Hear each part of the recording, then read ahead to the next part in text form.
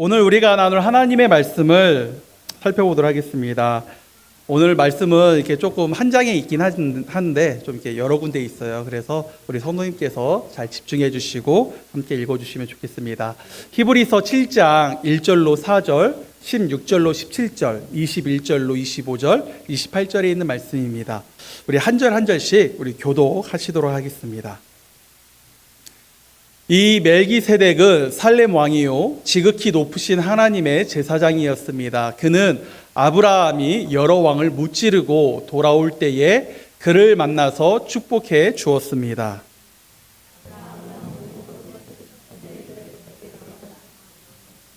첫째로 멜기세덱이라는 이름은 정의의 왕이라는 뜻이요, 다음으로 그는 또한 살렘 왕인데 그것은 평화의 왕이라는 뜻입니다.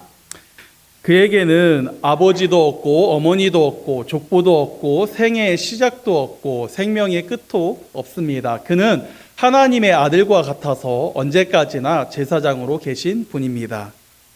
멜기세덱이 얼마나 위대한가를 생각해 보십시오. 족장이 위대한 가지로 가장 좋은 전리품의 10분의 1을 그에게 바쳤습니다. 16절입니다.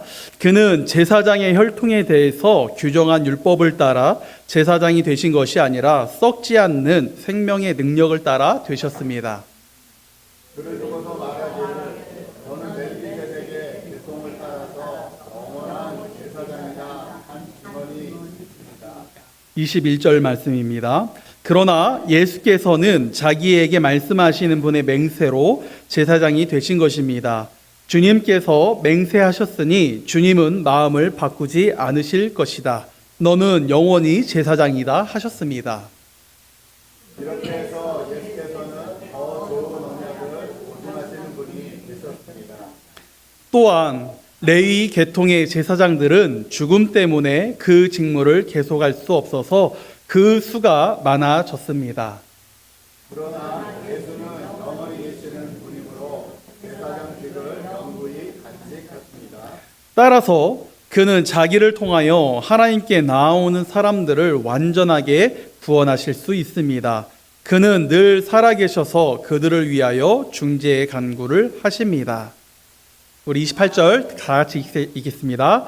사람들에게 약점이 있어도 율법은 어쩔 수 없이 그들을 대제사장으로 세우지만 율법이 생긴 이후에 하나님께서 맹세하신 말씀은 영원히 완전하게 되신 아들을 대제사장으로 세웠습니다. 아멘. 오늘 끝나고 또 우리 형제들이 열심히 맛있게 갈비를 지금 굽고 있습니다. 우리 마더스데이를 맞이해서 또 같이 맛있게 식사하시면 좋겠고요. 그 나눠드린 그 초콜릿 봉지에 그 트릭이 하나 있습니다. 그래서 뭐냐면 봉지인데 안에 내용이 없어요. 초콜릿 봉지인데 안에 초콜릿 내용이 없는 게 있어요. 그거 당첨되시는 분은 제가 식사를 사드리겠습니다. 그래서 복불복이니까 당첨돼서 한 분 아니 지금 듣지 마시고 여러분 예배 시간에 지금 여시면 여러분 흥분하지 마시고 엄마들 흥분하지 마시고 예배 끝나고 나중에 보시고 당첨되시는 분 저에게 말씀해 주시면 감사하겠습니다. 자, 설교 나눠도 될까요? 네. 저희는 지금까지 3번에 걸쳐서 예수님이 어떻게 완전한 제사장이신지에 대해서 말씀을 나누고 있습니다. 첫 번째로 저희가 살펴본 것은요, 마리아에게 기름 부음을 받으시는 그 예수님의 장면을 통해서 예수님이 이 우리와 하나님 사이에 완전한 중재자의 역할, 다리의 역할을 해주셨다라는 것에 대해서 배웠습니다. 그리고 두 번째 시간에는 예수님이 제자들에게 유월절 이 만찬의 준비를 시키는 것을 통하여 유월절, 이 패스오버, 우리의 구원의 가장 중요한 이 구원자로서 예수님이 어떻게 완전한 제사장의 모습으로 우리에게 오셨는지에 대해서 나눴습니다. 그리고 지난주에 체포되시기 전 간절히 기도하시는 그 예수님의 모습을 통해서 자기 뜻이 아니라 우리와 같은 성정을 입으신 분이지만 자기 뜻이 아니라 끝까지 하나님의 뜻을 구하시는 그 기도의 모습, 그리고 그 뜻에 순종하시는 모습을 통해서 완전한 제사장으로 오신 예수 그리스도에 대해서 저희가 나눴습니다. 오늘은 이 시리즈의 마지막 시간이거든요. 이 히브리서 말씀을 통해서 예수님이 왜 완전한 제사장인지, 그것보다 더 중요한 것은요, 그것이 우리에게 어떤 도움이 되는지에 대해서 또 마지막으로 살펴보려고 합니다. 첫 번째, 예수님이 우리에게 완전한 대제사장이 되시는 이유는요, 예수님이 평강을 주시러 오신 제사장이시기 때문입니다. 오늘 본문에 보면요, 1절, 2절에 멜기세덱이라는 제사장이 나옵니다. 이 제사장은 창세기 14장에 나오는 사람인데, 오늘 1절은 이렇게 말을 합니다. 이 멜기세덱은 살렘 왕이요, 지극히 높으신 하나님의 제사장이라고 말을 하고요, 아브라함이 여러 왕들을 무찌르고 돌아왔을 때 그에게 축복을 해준 사람이다. 그러니까 아브라함을 축복한 사람이니까 아브라함보다 높은 사람이겠죠. 근데 그 사람에 대해서 2절은 이렇게 표현을 합니다. 아브라함이 그래서 그 10분의 1을, 전리품의 10분의 1을 멜기세덱에게 주었는데 그 이름의 뜻을 보니까 정의의 왕이라는 뜻이고요, 또 살렘, 샬롬, 평화의 왕이라는 뜻입니다. 그러니까 지금 하나님은 이 히브리서 기자를 통해서 예수님이 어떻게 완전한 제사장인지 얘기를 하는데, 예수님이 평강의 왕이시란 걸 얘기하시는 거예요. 그러면서 그 평강의 왕으로 오신 유일한 구약의 제사장 멜기세덱을 예를 드십니다. 그리고 이젠 신약의 유일한 평강의 왕으로 오실 예수님에 대해서 구약에서부터 약속을 하십니다. 이사야서 9장 6절 말씀을 같이 한번 읽겠습니다. 시작. 한 아기가 우리를 위해 태어났다. 우리가 한 아들을 모셨다. 그는 우리의 통치자가 될 것이다. 그의 이름은 놀라우신 조언자, 전능하신 하나님, 영존하시는 아버지, 평화의 왕이라고 불릴 것이다. 네. 멜기세덱을 쫓은 유일한 평강의 왕이 누구냐? 예수 그리스도이시라는. 그렇다면 여러분, 예수님이 평화의 왕으로 오신 것과 이 제사장과 무슨 관계가 있을까요? 제사장의 역할이 무엇인지를 한 번 더 생각해 보시면 됩니다. 여러분, 제사장은 제사를 드리죠. 제사를 드리는 이유가 무엇이죠?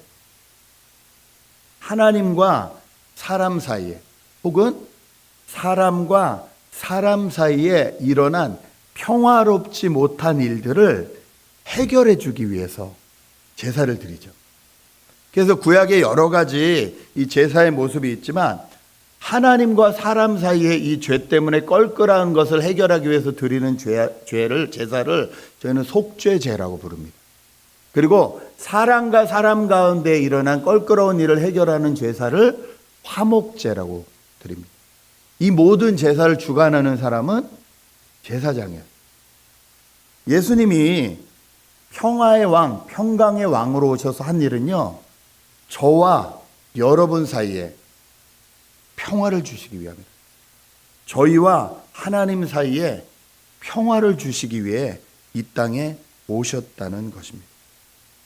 여러분, 이 히브리서는요, 예수를 믿는 것 때문에 고난받는 성도들을 위해서 쓰여진 편지입니다.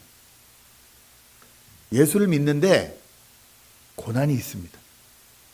예수를 믿으면 모든 것이 해결되고 다 좋을 것 같은데, 물론 그렇습니다. 예수를 믿는 순간 우리는 이 세상에 속한 사람이 아니라 하나님 나라에 속한 사람이 되죠.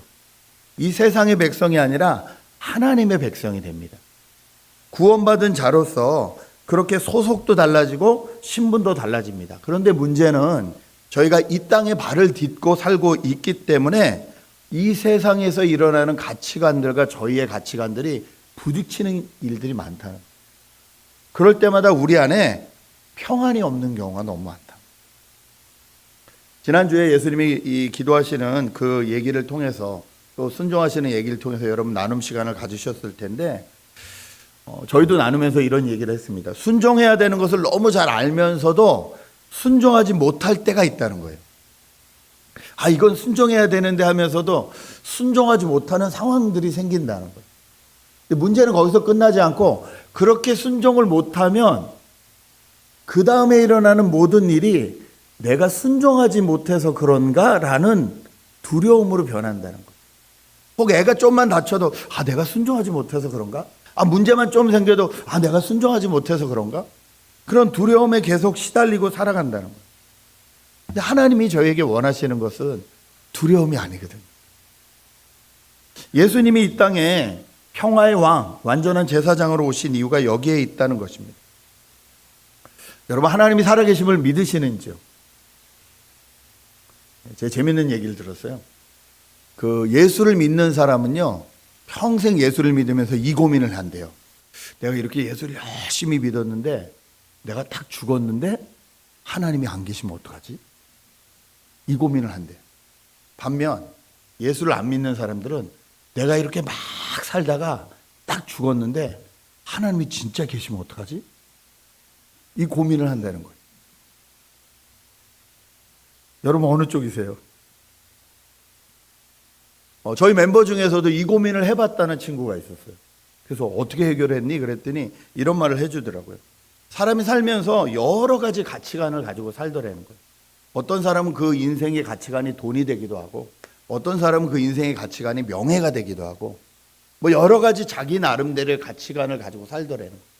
이 형제가 가만히 생각해 봤더니 하나님이라는 가치관을 가지고, 하나님이 주신 가치관을 가지고 살다가 혹 마지막 날에 하나님이 안 계신다 그래도 돈을 쫓아 살거나 명예를 쫓아 사는 것보다 나한테는 이게 훨씬 가치가 있다는 생각이 들었대요. 그러고 나니까 혹 내가 죽었는데 하나님이 안 계시면 어떡하지라는 두려움과 걱정이 사라지더래요. 안 계셔도 괜찮지. 나는 나에게 주어진 인생을 하나님을 믿고 살아드렸으니까. 여러분, 저는 이것이 믿음이라고 생각하는데 여러분 어떻게 생각하십니까? 이런 믿음을 가질 수 있는 근거가 어디 있을까요? 그 근거는 요한복음 14장 27절에 있습니다. 요한복음 14장 27절 말씀 같이 읽겠습니다. 시작. 나는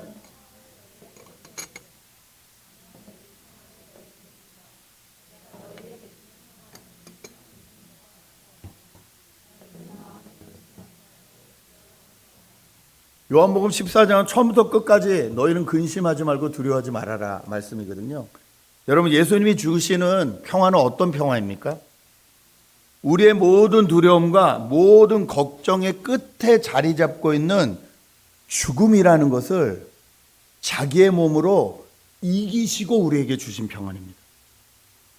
죽음보다 두려운 건 없어요. 동의하십니까? 우리 인생에 죽음보다 두려운 건 없어요.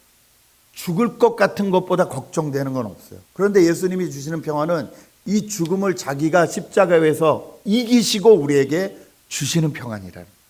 그러므로 너희는 더 이상 두려워하지 말라고 말씀하십니다. 여러분, 이 말씀에 우리가 믿음을 둘 때 우리는 평화의 왕 예수 그리스도와 함께 살아갈 수 있다. 이 예수님이 우리를 위해서 제사장으로 오신 이유가 이 평안을 주기 위함입니다. 두 번째로 저희가 살펴볼 것은요, 예수님이 완전한 제사장이 되시는 이유는요, 하나님이 직접 세우신 제사장이시기 때문에 그래요. 여러분, 예수님만이 하나님이 직접 세우신 제사장입니다. 구약시대에 저희가 살펴보면요, 이스라엘 외에 옆에 있던 나라들은요, 왕이 제사장 역할도 같이 했어요. 그게 별로 그 나라들한테 문제가 되지 않았어요. 그런데 하나님이 구약의 이스라엘에게만 이거를 분리시켜 놓으셨어요. 왕은 왕의 일을 하고 제사장은 제사장의 일을 해라라고 분리시켜 놓으셨어요. 저희가 너무 잘 아는 사건, 사울이 전쟁을 나가야 되는데 너무 급해가지고 사무엘이 빨리 와야 예배를 드리는데 사무엘이 늦게 오니까 자기가 너무 급해가지고 이 군인들이 흩어질까 봐 어떻게 하죠? 자기가 그냥 제사를 드려버리잖아요. 이 일로 인해서 하나님 앞에 책망받고 버림받잖아요. 아니, 왕이 제사장 역할을 좀 해도 될 것 같은데 하나님은 분리시켜 놓으셨거든요. 그리고 아예 그렇게 처음부터 만들어 놓으셨어요. 왕은 유다 계통에서 나오게 하셨고요, 제사장은 레위 계통에서 나오게 하셨어요. 여러분, 아브라함 자손이 누구죠? 제발 플리즈. 아브라함, 이삭, 야곱. 저를 당황치 말게 하소서. 아브라함과 이삭과 야곱의 하나님 그러잖아요. 이 야곱의 이름이 뭘로 변하죠?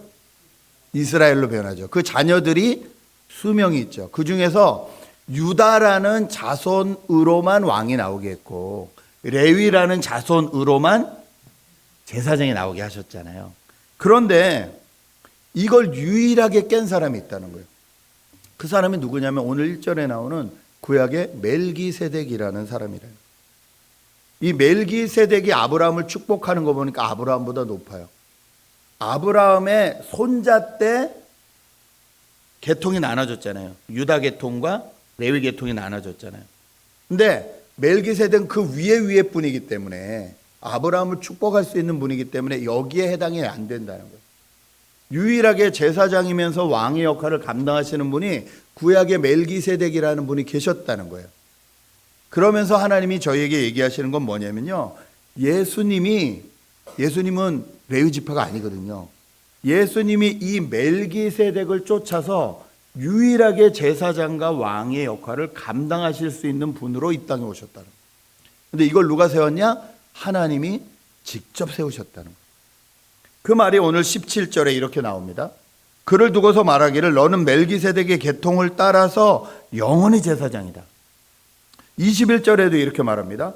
그러나 예수께서는 자기에게 말씀하시는 분의 맹세로, 이분이 누굴까요? 예수님께 맹세하시는 분, 하나님이시죠. 그 하나님의 맹세로 제사장이 되셨다는 거예요. 그런데 어떤 제사장이냐? 영원한 제사장이라. 여러분, 이 영원한 제사장이다, 영원한 제사장이란 말은요, 구약의 시편 110편 4절에 나오는 말씀이에요. 구약의 시편 110편은 다윗이 지은 시입니다. 주님께서 맹세하시기를 너는 멜기세덱을 따른 영원한 제사장이다 하셨으니, 하나님이 그렇게 말씀하셨다는 거예요. 그 뜻을 바꾸지 않을 것이라. 하나님은 예수님을 멜기세덱과 같은 역할을 감당하는 유일한 인물로 세워주셨다는 거예요. 예수님의 그 누구도 하나님의 마음에 맞게 왕과 제사장 역할을 다 감당할 수 있는 사람은 없다는 거예요. 일반적인 제사장은 할 수 없었습니다. 23절에 이렇게 말합니다. 또한 레위 계통의 제사장들은 죽음 때문에 그 직무를 계속할 수가 없어서 수가 많아질 수밖에 없었다는 거죠. 그런데 24절은 뭐라고 말합니까? 한 번 더 읽겠습니다. 시작. 그러나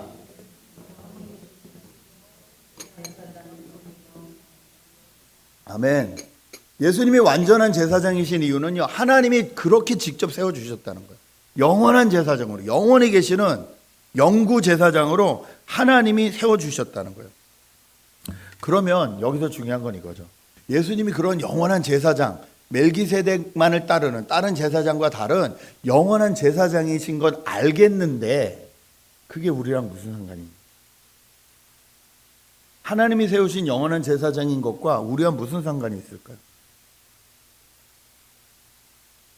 하나님이 예수님을 영원한 제사장으로 세우신 이유에 대해서 16절은 이렇게 말합니다. 같이 읽겠습니다. 16절입니다. 읽겠습니다. 시작. 그는 제사장의 혈통에 대해서 규정한 율법을 따라 제사장이 되신 것이 아니라 무엇을 따라서요? 썩지 않는 생명의 능력을 따라. 하나님이 예수님을 영원하고 완전한 제사장으로 세우신 이유는요, 혈통이나 율법의 한계를 넘어서게 하시기 위함이라는 거예요. 썩지 않는 생명의 능력으로 우리를 세워주시기 위함이라는 거예요. 레위인은 제사장이 됐고 유대인은 왕의 족보에 들어갔습니다. 여러분, 저희가 살고 있는 세상도요, 개인적인 능력보다 혈통이나 이미 정해진 걸로 꼭 신분처럼 이렇게 나눠지는 일들이 너무나 많습니다. 단어 자체가 그러잖아요. 재벌 2세. 누가 있어야 가능한 단어예요? 재벌이 있어야 가능한 이야기. 초등학교 애들이 그런 데잖아요. 넌 꿈이 뭐니? 그럼 재벌 2세요. 근데 아빠가 안 도와줘요. 아빠가 재벌이야 내가 재벌 2세가 되는데 아빠가 안 도와줘요. 그런 데죠. 이런 말 자체가 뭔가 특별하고 기득권을 가진 단어로 보이잖아요. 안타깝게 유전자적으로 더 뛰어난 머리나 능력을 가진 집안들도 있습니다.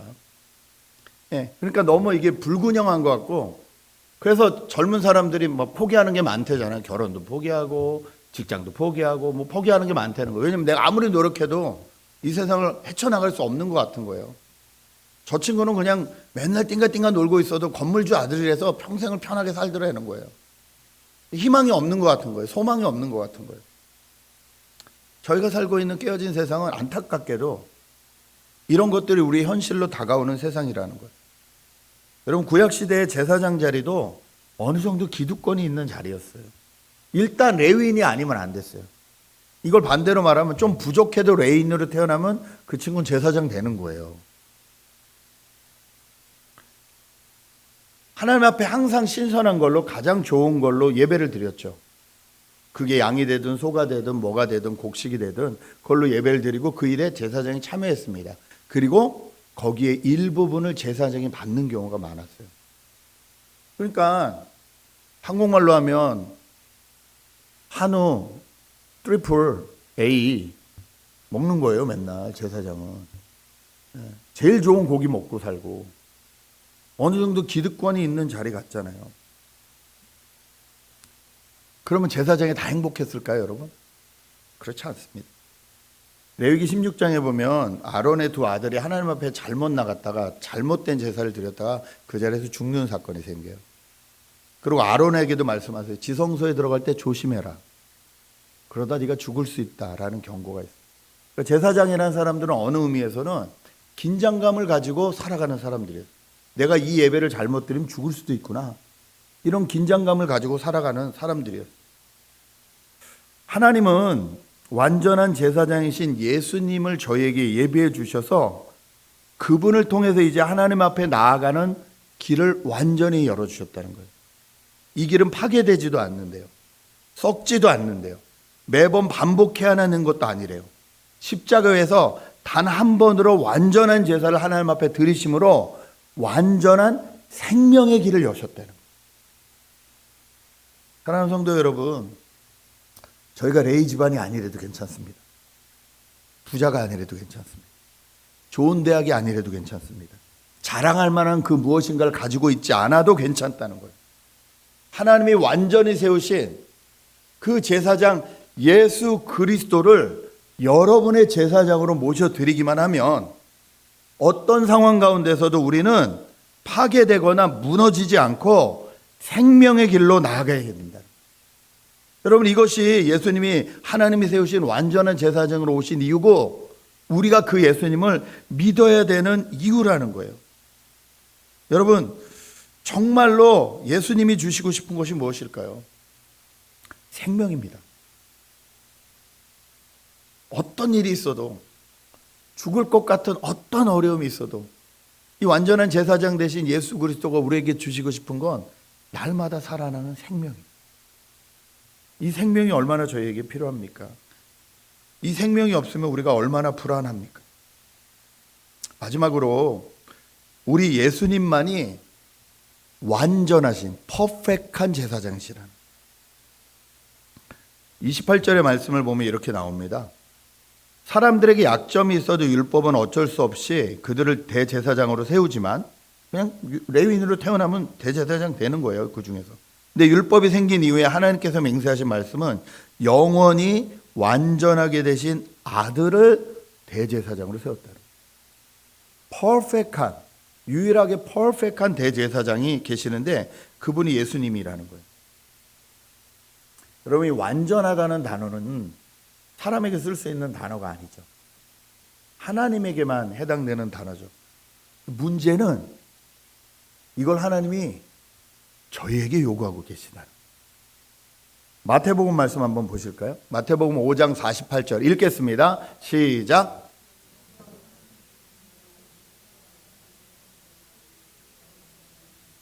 한 번 더 읽을까요? 시작.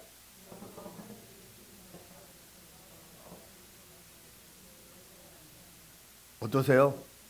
우와! 이야! 할 수 있어! 막 이런 생각이 드세요? 아니면 읽을수록 목소리가 작아지세요?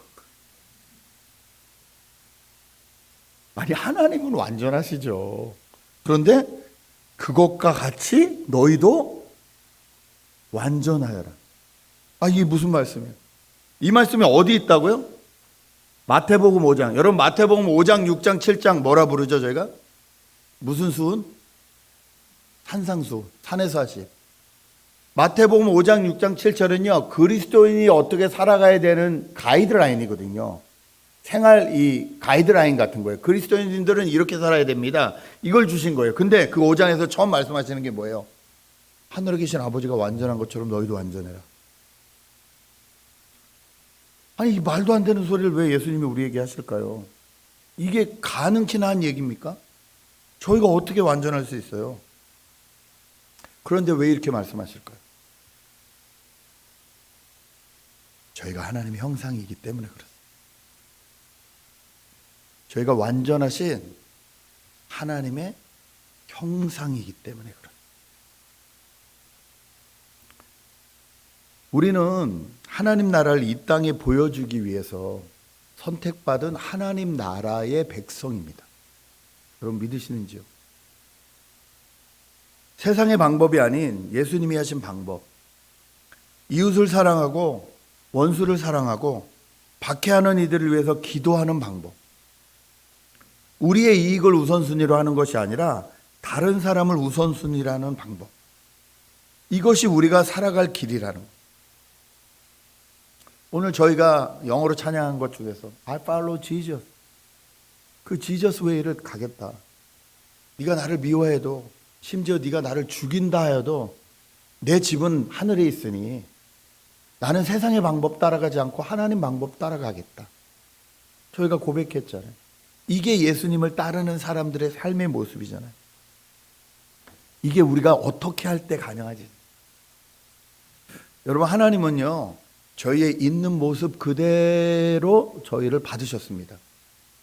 그러나 하나님은 저희 있는 모습 그대로 살기를 원치 않으십니다. 이걸 꼭 기억하셔야 돼요. 하나님은 저희의 부족한 모습 그대로, 연약한 모습 그대로 저희를 구원하세요. 그러나 우리가 그 자리에 계속 머물러 있기 원하지 않으세요. 왜? 하나님의 자녀이니까. 하나님의 형상이니까. 저희가 날마다 하나님을 따라가기 원하세요. 하나님을 닮아가기 원하세요. 옛날에는 욕심이 100이었다면 예수 그리스도를 믿을수록, 하나님의 은혜를 알수록, 하나님이 충분히 채우시는구나, 하나님을 경험을 할수록 내 욕심이 점점 줄어들고 이제는 나를 위해서가 아니라 남을 위해서 살 수 있는 예수님과 같은 그런 삶을 살 수 있는 사람으로 변해가길 원하세요. 여러분 믿으십니까? 예수 그리스도를 따른다는 거, 예수 그리스도를 믿는다는 건 나는 그냥 여기 계속 있겠다는 게 아니에요. 절대. 예, 구원은 그렇게 받을 수 있어요. 그렇게 시작될 수 있어요. 그러나 거기서 머물러서는 안 돼요. 우리는 하나님의 형상이기 때문에, 우리를 하나님의 형상으로 회복시키기 위해서 예수 그리스도가 이 땅에 오셨기 때문에 우리는 그 자리에 있으면 안 됩니다. 우리가 퍼펙트할 수 있는 유일한 방법은 뭡니까? 예수 그리스도를 바라보는 겁니다. 여러분, 내가 이거를 내 힘으로 이겨보겠다고 하면 할수록 절망입니다. 그러지 않으세요? 여러분, 우리가 가장 유혹 많이 받는 게 뭐냐? 우리가 가장 이 죄라고 생각하는 게 뭐냐? 나는 우리 젊은 친구들하고 나누니까 유튜브요, 게임이요. 쇼트 보다가 밤새 본 적 있으세요? 이 쇼트라고 1분짜리 영상이 있어요. 이거 한번 보기 시작하면 중독이 돼서요, 애들이 꼴딱 날밤을 새요. 정신 차렸더니 아침 6시예요. 그대로 학교 가서 학교에서 주무시는 분들 많아요. 이게 절제가 안 돼요. 게임 한번 빠지면 5시간 가볍죠. 뭐 성경은 5분도 힘든데 게임은 5시간도 가볍거든요. 저희 어른들은 또 뭐 있을까요? 드라마가 있죠. 드라마는 지치지 않아요. 드라마는 질리지도 않아요.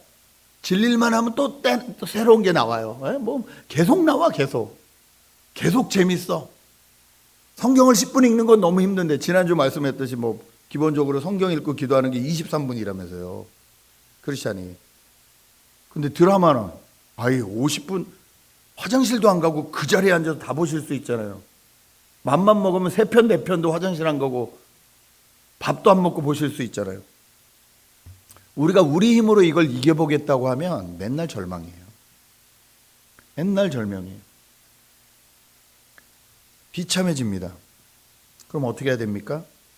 우리를 위해서 세우신 예수 그리스도를 바라봐야 된다. 오늘 28절 이렇게 말씀하십니다. 사람들에게 약점이 있어도 율법은 어쩔 수 없이 그들을 대제사장으로 세우지만 율법이 생긴 이후에 하나님께서 맹세하신 말씀은 영원히 완전하게 되신 아들을 대제사장으로 세웠다는 거예요. 퍼펙트할 수 있는 분은 하나님 외에 예수 그리스도밖에 안 계시다는 거예요. 그분이 우리를 위해서 오셨기 때문에 우리는 그분을 바라보는 수밖에 없다는 거예요. 우리는 완전할 수 없지만 완전하신 예수 그리스도 안으로 들어가는 것, in Christ. 성경에서 그렇게 많이 말하는 in Christ, 완전하신 예수님 안으로 들어가는 것. 그러면 하나님이 우리를 보시는 것이 아니라 그 예수 그리스도를 보시고 우리를 인정해 주신다는 거잖아요. 날마다 우리가 해야 되는 건요, in Christ. 여러분, 완전함은 결과가 아니라 과정입니다. 대제사장을 바라보는, 그 예수 그리스도를 바라보는 과정이 우리에게 말씀하시는 거예요. 너희도 완전해라. 이 말씀은요, 완전할 수 있단 말씀. 내 안에서 너희가 완전해질 수 있다. 이 말씀이. 여러분, 성숙이 뭐라고 생각하시나요? 신앙생활에서 성숙이 뭘까요? 내가 옛날보다 잘 참고, 내가 옛날보다 더 용서가 되고, 이게 성숙일까요? 그것도 성숙이겠죠. 내 안에 성령의 열매들이 거둬지는 것이 성숙이겠죠. 그런데 그 성령의 열매가 거둬지기 위해서, 내가 더 참아지기 위해서 그 전에 선행되는 게 있습니다. 그것이 뭐냐면요, 살면 살수록 내가 죄인이라는 게 깨달아지는 거예요. 살면 살수록, 나이를 먹으면 먹을수록 내가 죄인이라는 게 깨달아져요. 야, 60년을 살아도 70년을 살아도 80년을 살아도 요 똑같은 일이 일어나면 난 똑같이 반응을 하는구나. 30년 전에도 이 반응을 했는데 지금도 이 반응을 하는구나. 게으름은 어때요? 작년에 결정하셨던 거 아직도 안 하고 계실 거예요. 내년은 할까요? 제 얘기하는 겁니다. 다이어트. 자기를 바라보면 바라볼수록 절망해요. 근데 여기서 희망은 뭐냐면요, 내가 이렇게 죄인이라는 걸 날마다 바라보는 거예요. 또 하나의 희망은 뭐냐면요, 내가 이렇게 죄인이기 때문에 나에겐 예수 그리스도가 필요하다는 거예요. 예수님 외에는 방법이 없다는 걸 깨닫는 게 성숙입니다. 여러분, 성숙한 크리스찬 됩시다. 예수님 외에 방법이 없다. 날 바라보면 안 돼요. 자기를 바라보면 안 돼요. 누군가를 바라봐도 안 돼요. 네, 죄송합니다. 여러분의 목사님 너무 기대하지 마세요. 엉망진창이에요. 제 안에 속이 엉망진창이에요. 제가 이번 주에 혼자서 개인 리트릿을 한번 가봤습니다. 제가 제일 못하는 것 중에 하나가 혼자 있는 거거든요. 제가 이거 잘할 것 같은데 되게 못해요. 그래서 아예 전화가 안 되는 데로 가서 하룻밤을 잤습니다. 캠핑장을 가려고 했는데 캠핑장이 먼저 예약을 안 하면 안 되더라고요. 쫓겨나고 길거리에서 잤습니다. 아는 목사님 놀리더라고요. 월마트 가서 자지 그랬어. 거기는 공짜라는데 월마트 주차장. 그냥 산에 올라가는데 그 세워놓은 제가 아는데 그냥 거기 세워놓고 거기서 잤어요. 전화도 안 돼요. 모든 인터넷이 안 돼요. 저는 그럼 제가 간절히 주님을 찾을 줄 알았어요.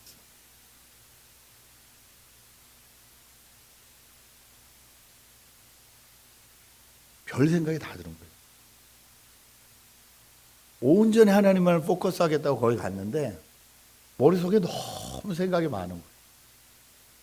생각하다 산에 한번 올라갔다가 내려와서 또 생각하다가 주님 했다가 주님이 주시는 평안으로 가득하고 싶은데 잘 안 되더라고요. 그때 제가 깨달은 건 이거예요. 난 어쩔 수 없는 죄인이구나. 난 어쩔 수 없는 죄인이구나. 여러분, 이번 시리즈 주제 말씀이 있습니다. 히브리서 4장 15절 말씀입니다. 이 말씀 한번 외우겠습니다. 같이 읽겠습니다. 시작. 우리의 대제사장은 우리의 연약함을 동정하지 못하시는 분이 아닙니다. 그는 모든 점에서 우리와 마찬가지로 시험을 받으셨지만 죄는 없으십니다. 여러분, 예수님이 우리의 소망입니다. 예수님이 우리에게 완전한 제사장이 되어주셔야 우리에게 평안이 있습니다. 우리에게 생명의 길이 열립니다. 그리고 우리가 완전하신 하나님을 쫓아갈 수 있습니다. 이번 한 주를 살아가실 때에도 우리 시험과 약점과 모든 것을 아시는 그분 앞에 나아가실 수 있는 저와 여러분 되셨으면 좋겠어요. 있는 그대로 하려고, 내 힘으로 도저히 안 된다는 것을 인정하고 진심으로 예수님의 도움을 구하실 수 있는 저와 여러분 되셨으면 좋겠어요. 특별히 엄마 되시는 분들 축복하며 도전합니다. 엄마 너무 힘들어요. 애들한테도 힘들고 남편 노릇, 아내 노릇도 힘들고 다 힘든 거 너무 잘 알아요. 부모가 제일 욕심 생길 때가 자식이거든요. 다른 건 다 놓는데요, 자식은 못 내요. 자식 건드리면 난리 나요. 그냥 이거는 진짜 뭐 이렇게 목숨 걸고 덤비는 게 엄마들이에요. 기억하십시오. 여러분의 자식 아닙니다. 여러분이 키울 수 있는 자식 아닙니다. 정말로 이 자식을 하나님 앞에 내어드리는 그 모습을 통해서 저희가 예수님을 알아가는 여러분 되실 주님의 이름으로 축복합니다. 제가 같이 한번 기도하겠습니다. 우리가 정말로 나에게 평화를 주시는 예수님을 온전히 바라보고 있는지, 나에게 생명을 주시기 위해서 완전한 제사장으로 오신, 하나님이 세우신 제사장으로 오신 예수님을 바라보고 있는지, 너는 내 안에 거하라, 두려워하지 말라 초청하시는 그 예수님을 바라보고 의지하고 있는지 함께 기도하겠습니다. 함께 기도하십니다. 아버지 하나님, 은혜를 감사합니다.